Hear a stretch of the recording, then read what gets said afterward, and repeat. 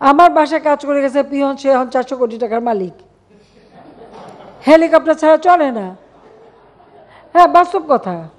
কি করে বানালো এই টাকা?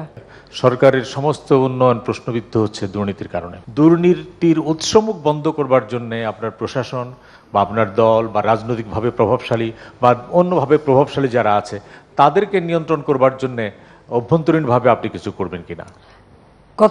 কথাটা হচ্ছে, আসলে দুর্নীতিটা তো নিচের দিক থেকেই বেশি হচ্ছে, এটা হলো বাস্তবতা। তার উৎসমুখ, সেটা কোন জায়গায় কোন উৎসমুখ কয়টা খুঁজবেন।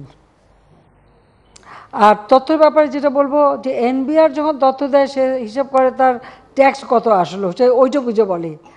আর আমাদের হিসাব থেকে, বাণিজ্য থেকে যখন বলে তখন তারা কতটা রপ্তানি করতে পারলো সেটা বলে।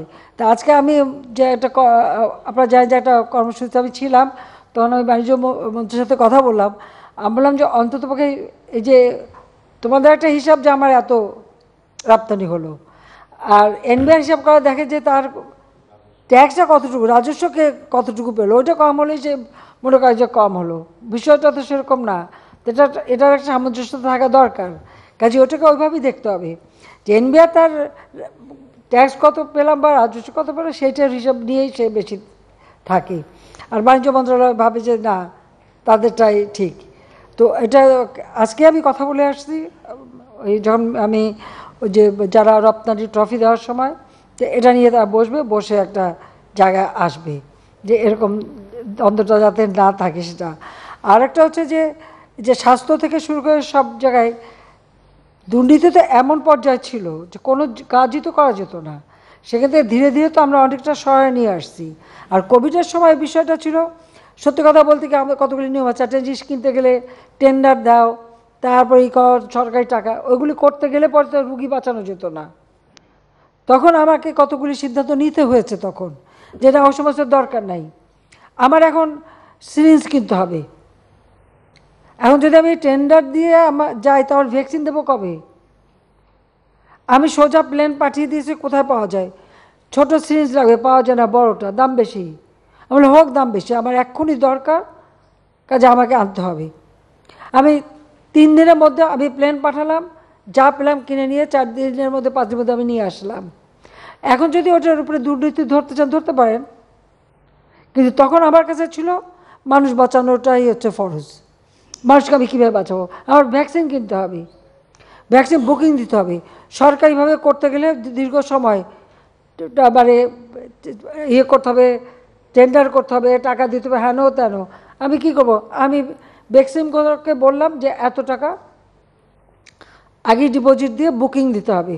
প্রাইভেট সেক্টর দিলে সমস্যা নাই, টাকা আমি দিয়ে দিচ্ছি, তো বুকিং দাও। আমি বুকিং দেওয়ালাম। ভ্যাকসিন রাখার জন্য আমার ফ্রিজার দরকার। -70 বা 75 এই ধরনের ফ্রিজার আমার অভাব। একমাত্র কিছু কিছু ফার্মাসিউটিক্যাল আছে, সেটা তো এনাফ না। এখন আমাদের কিনতে হবে। আমি এখন টেন্ডার দিয়ে কিনতে গেলে আমার কত সময় লাগবে? আর সোজা অনলাইনে বুকিং দিয়ে কোথায় পাওয়া যায়, প্লেনে করে উঠায় নিয়ে চলে আসবে। স্যানিটাইজার আনতে হবে, বিরাট মেশিন, প্লেনে ধরে না। ডিসমেন্টেল করে ভেঙে ওগুলি নিয়ে এসে এখানে লাগায়, তারপর আমরা এই যে পিপি তৈরি, বিভিন্ন তৈরি করা এবং সেগুলিকে স্যানিটাইজ করে সাপ্লাই দেওয়া। আমি তো এইভাবে কাজ করেছি। এখন যে এই সব জায়গায় দুর্নীতি ধরেন, সব দুর্নীতি ধরতে পারবেন। আর ওখানে কোন ড্রাইভার কত টাকা বানালো, কে কী টাকা বানালো, এখন ড্রাইভার লেভেলে যদি করে, সেটা খোঁজ করে বের করে আজকে ধরছি বলেই জানতে পারছেন। এতকাল তো জানতে পারেননি, এতকাল তো জানতে পারেননি। আমার বাসায় কাজ করে গেছে পিয়ন, সে এখন 400 কোটি টাকার মালিক। হেলিকপ্টার ছাড়া চলে না। হ্যাঁ, বাস্তব কথা। কী করে বানালো এই টাকা? যখনই আমি জানছি, তাকে বাদ দিয়ে তার কার্ডটা সব সিজ করে সব আমার ব্যবস্থা আমি নিচ্ছি। তো এটা তো হয়, বা এটা তো করে আপনারা। এটা এখন ধরার পয়েন্ট এগুলি চোখে আসে, তাছাড়া তো হয় না। যখন ধরা পড়ে তখন আমরা ব্যবস্থা নেই। এটা তো একটা মানসিকতা। আর একটা কথা আমি বলি, এটা শুধু আমাদের দেশে বলে না, সারা বিশ্বেই যে দেশটাই অর্থনৈতিকভাবে উন্নতি হয়, সেখানে কিন্তু এই ধরনের কিছু অনিয়ম কিছু লোকের হাতে চলে যায়। কিছু টাকা পয়সা যারা অপান্ত তাদের হাতেই চলে, তারা বানায়, তারা তো অপেক্ষা করে থাকে। এটা যুগ যুগ ধরে এভাবেই চলে আসছে।